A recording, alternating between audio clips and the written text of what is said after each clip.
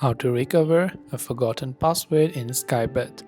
In order to recover a forgotten password in Skybet, simply open up your browser and go to skybet.com.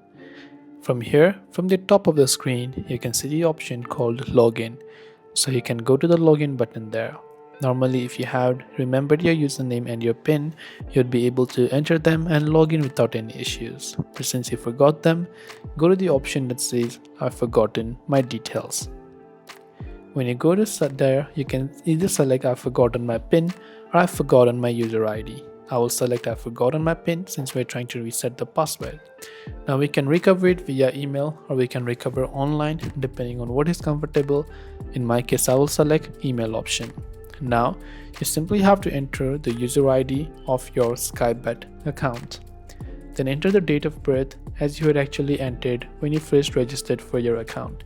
This is necessary, otherwise Skybet cannot verify that you are the owner of the account, and click the continue button. Once done, it's going to send a verification code to your email, after which you verify, you'll be able to log into your account and set a new PIN or password without having to remember for the older one.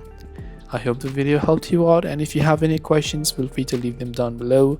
Thank you for watching till the very end, and see you soon in the next video.